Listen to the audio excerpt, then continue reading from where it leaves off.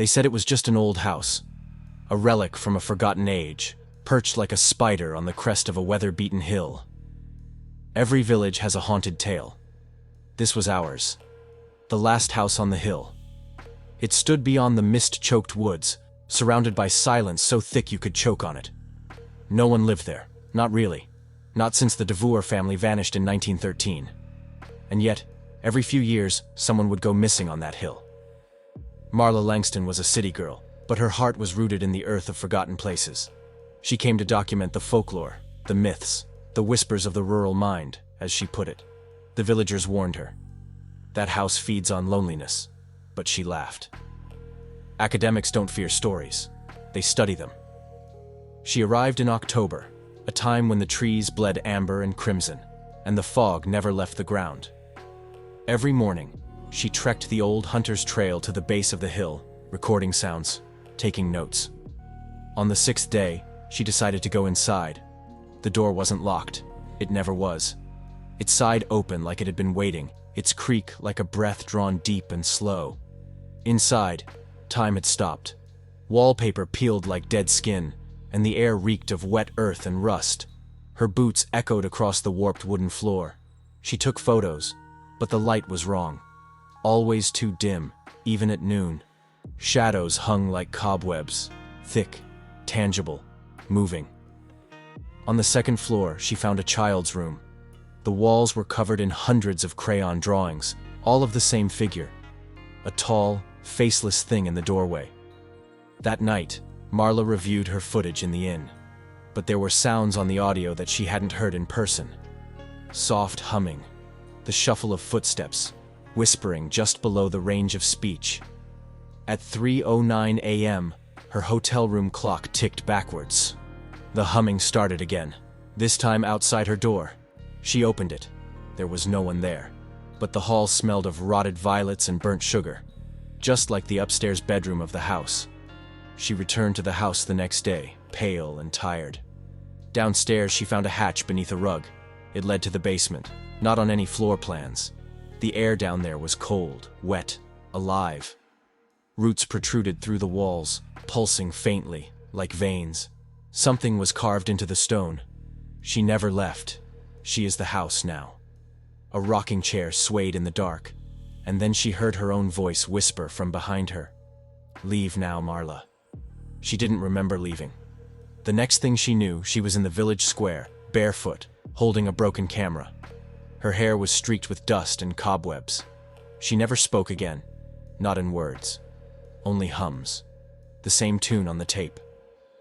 A week later, a group of teenagers from another town went looking for the house. They found it, but it wasn't abandoned anymore. The last house on the hill doesn't age. It expands, it absorbs, it remembers you, and it waits, because it's always hungry, and somewhere deep inside its bones, Marla is still humming. The teenagers never returned. 2 weeks later, local authorities launched a search. They combed the woods, brought in dogs, even used a drone. But the hilltop was gone. Not literally. It was still there, but something had changed. The road forked in new places. The trees had shifted. Locals said the hill had turned inward. Only one person claimed to see the house. Thomas Elroy, a retired forest ranger who knew every trail like his own veins. He said it appeared to him on a fog-drenched morning. It wasn't just standing there, he told the sheriff. It was breathing. The next morning, Thomas was found drowned in a dry well, with his lips sewn shut by tree roots. Inside the house, the teenagers wandered. At first they joked, made TikToks. The signal vanished soon after. Each room shifted when they weren't looking. Mirrors reflected places that didn't exist, faces that didn't belong, and sometimes they reflected nothing at all. Doors appeared and vanished. One of them, Jamie, opened a closet and found a fully furnished 1950s kitchen, warm and lived in. There was a pie on the table, and someone humming behind the curtain. She never came out. Down in the basement, Tyler, leader of the group, found the carvings Marla had seen. Only now, they were deeper, wet, bleeding. He followed a passageway behind the wall that hadn't been there before. It smelled like old meat and mold. The tunnel led to a massive underground chamber, domed like a cathedral. At its center, a tree, completely dead, its bark carved with thousands of names. Tyler's name glowed faintly. He touched it, and the tree opened its eye. Ella, the youngest of the group, heard it first, a soft, keening melody echoing through the halls. It was Marla's hum. She followed it through a hallway lined with mirrors. In each one, she saw herself, but aged, rotting, stitched. In the final mirror, her reflection was smiling without a face. Behind it, the wall opened. Inside sat Marla, no older but no longer human. Her eyes were glassy, her skin too smooth. She whispered, "She showed me how to stay." And then Ella saw it, the thing in the walls, with 1,000 limbs and a mouthful of clocks. It was wearing her mother's face. The town didn't notice at first, but the hill had grown. It was taller, steeper. The trees around it were too quiet. Birds didn't fly near anymore. GPS apps marked the hill, then blinked it away. The locals called in a priest. He arrived, stood at the trail's edge, and muttered something in Latin before collapsing into ash. From his scattered remains, a black flower bloomed.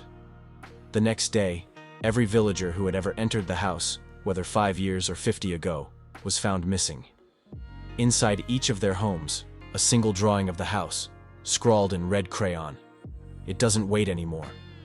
The last house on the hill has started moving.